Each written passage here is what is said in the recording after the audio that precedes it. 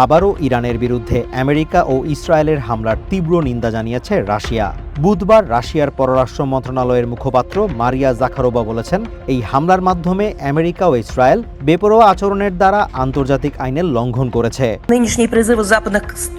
ইরানের বিরুদ্ধে America Israeli জোটের এই বিপজ্জনক কর্মকাণ্ড ও আয়াতুল্লাহ খামেনি সহ শীর্ষ নেতাদের কাপুরুষোচিত হত্যার তীব্র নিন্দা জানাচ্ছে রাশিয়া। আমাদের এই নীতিগত অবস্থান ইতিমধ্যে জাতিসংঘ এবং IAEA সহ আন্তর্জাতিক অঙ্গনে স্পষ্টভাবে তুলে ধরা হয়েছে। তিনি দাবি করেন, ইরানকে হুমকি আখ্যা দিয়ে যে হামলা চালানো হয়েছে তা পুরোপুরি পরিকল্পিত অজুহাত ছাড়া আর কিছুই না। আমরা যুদ্ধবিরতি কার্যকর এবং কূটনৈতিক পথে ফেরার আহ্বান জানাচ্ছি। আমাদের লক্ষ্য জাতিসংঘ সনদ ও পারমাণবিক চুক্তির ভিত্তিতে সবার নিরাপত্তা নিশ্চিত করা। পরিষ্কার বোঝা যাচ্ছে, ইরানি হুমকির বিষয়টি ছিল মূলত দেশটির বর্তমান শাসন ব্যবস্থা জোরপূর্বক সরিয়ে দেওয়ার একটি পরিকল্পিত অজুহাত মাত্র। জাখারোভা আরও দাবি করেন, ইরানের পরমাণু স্থাপনাগুলো লক্ষ্য করে যে হামলা চালানো হচ্ছে, এর ফলে তেজস্ক্রিয়তা ছড়িয়ে পড়ার ঝুঁকি তৈরি হয়েছে। ইরানের ওপর এই হামলা সাধারণ মানুষ ও বিশ্ব অর্থনীতির জন্য ভয়াবহ।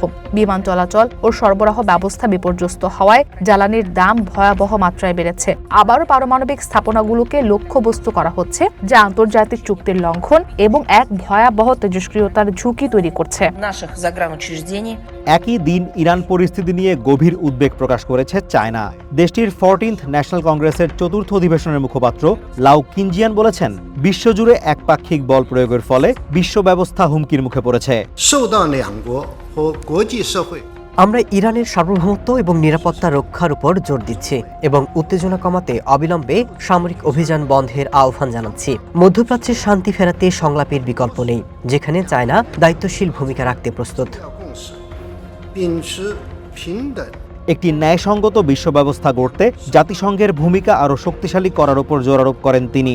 কিনজিয়ান জানান, নিরাপত্তা পরিষদের স্থায়ী সদস্য হিসেবে চায়না জাতিসংঘ সনদের মর্যাদা রক্ষায় এবং মানবজাতির জন্য একটি অংশীদারিত্বমূলক ভবিষ্যৎ গড়তে কাজ করে যাবে। Azimur Rashid Kanak, one international desk.